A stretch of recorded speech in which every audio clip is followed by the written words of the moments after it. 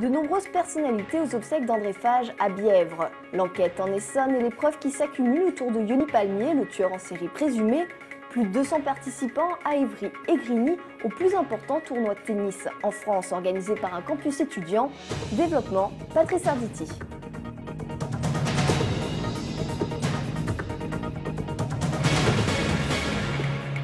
Bonsoir et commençons par les obsèques d'André Fage, des personnalités et un certain nombre d'anonymes en début d'après-midi à Bièvre pour rendre un dernier hommage à ce véritable passionné, à l'origine avec son père du célèbre musée de la photographie et de toute la collection qu'il contient. Une cérémonie sombre mais émouvante pour une vie dédiée au 8e art. Un sentiment de grande tristesse parce que André Fage, après son père Jean Fage, ont consacré toute leur existence une très grande passion à l'art de la photographie, aux techniques de la photographie. Bièvre leur doit la création du photoclub du Val-de-Bièvre, qui est le plus ancien photoclub en France, la création du musée français de la photographie, bien sûr, et celle de la foire à la photographie qui célébrera l'année prochaine son cinquantenaire. Donc ce sont des personnages très importants, et pour Bièvre, on s'en rend compte, et pour le monde de la photographie.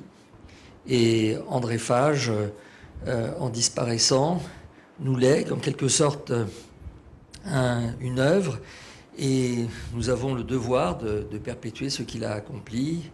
Je pense qu'on perd une partie de la mémoire de notre département. Un homme passionné,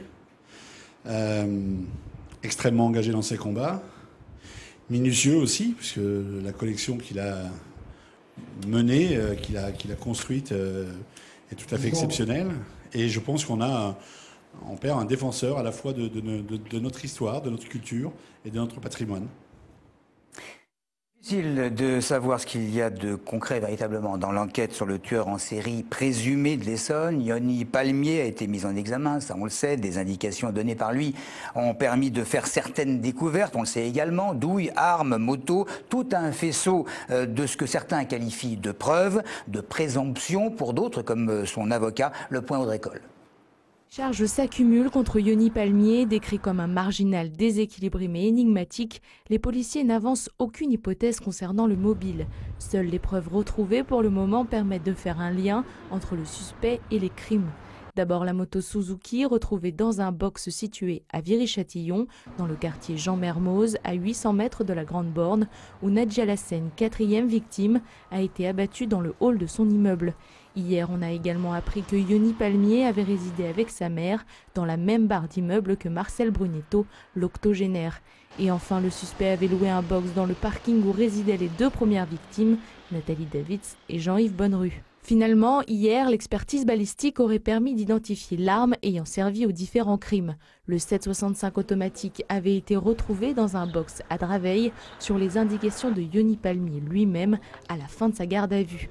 Des doutes restent cependant à éclaircir. Aucun de ses voisins ne l'a jamais vu à moto et certains l'imaginent peu en tueur, abattant ses victimes de sang-froid. Yoni Palmier est aujourd'hui mis en examen pour 3 assassinats, Jean-Yves Bonnerue, Marcel Brunetto et Nadja Lassène. Pour l'instant, Yoni Palmier reste sur ses positions et nie toujours les faits. Pour les juges d'instruction, il va falloir à présent comprendre pourquoi le suspect était en possession de toutes ces preuves et quel aurait pu être son mobile.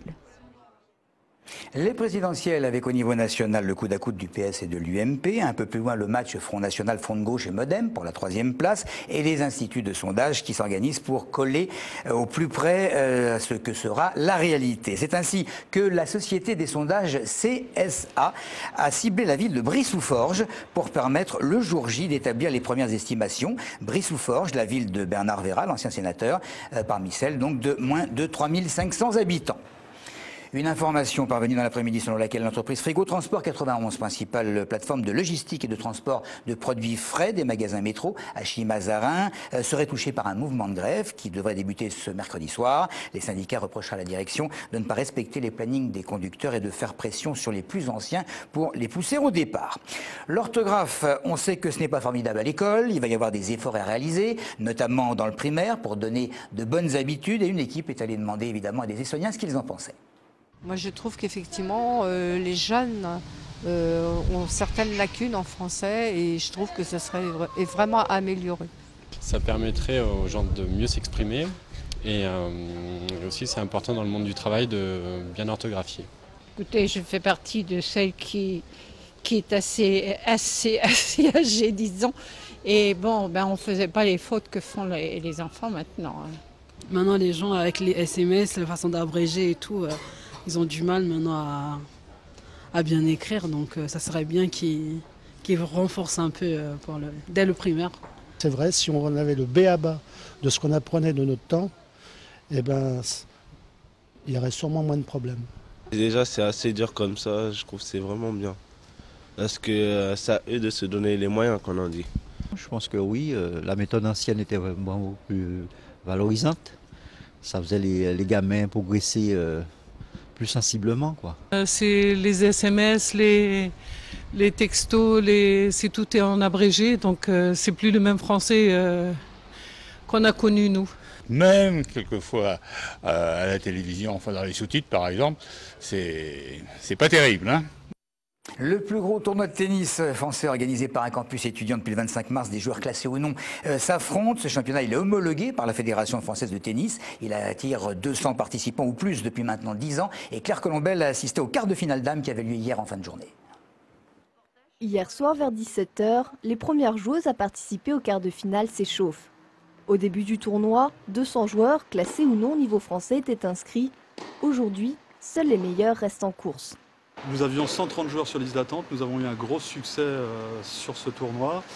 Un tableau final extraordinaire puisque nous avons 12 joueuses négatives, une joueuse numérotée française, numéro 20 française, qui est 470e à la WTA. Cette joueuse, pour vous situer le niveau de jeu du tournoi, a participé au premier tour de Roland-Garros et a joué contre Marion Bartoli. Ce tournoi est homologué par la Fédération française de tennis. Les points gagnés pendant le tournoi sont donc comptabilisés dans le classement national. À 23 ans, Stéphanie Vonsouti est classée -30, mais il y a quelques années, elle était la 18e joueuse française avant de se blesser. Les tenniswomen présentes ici sont là pour différentes raisons. Dans un premier temps, on va pas se leurrer, c'est pour l'argent. Parce que ça me permet de repartir en tournoi vu que les frais sont à mes charges. Et aussi parce que ça me permet de matcher, de faire des matchs, de mettre en place ce que je bosse à l'entraînement. Pour moi, déjà, il y a des joueuses mieux classées que moi, donc c'est toujours plus intéressant. Après, il se finit en milieu de semaine, donc le jeudi, donc ça me permet de faire un autre tournoi qui peut finir aussi le dimanche. Donc comme ça, je peux faire 2. Au total, une dotation de 3 200 € va être répartie entre les joueurs dès les quarts de finale. Ce soir, Aurélie Veudy, Stéphanie Vonsouti, Chloé Paquet et Kini Lenne s'affronteront en demi-finale. Aurélie Veudy, 20e joueuse au classement français, a de grandes chances de remporter la victoire en simple dame. Résultat, jeudi. 17e festival étudiant contre le racisme. De nombreuses personnes à la Bastille, des artistes comme Deportivo, Marcel et son orchestre, Le Roi de la Suède, No One is Innocent, Les Fatal Picards. L'ouverture était assurée quand même par les Essonniens Big Money Makers, ce jeune groupe de rock formé à Palaiseau et récemment lauréat du tremplin musical du Gibus.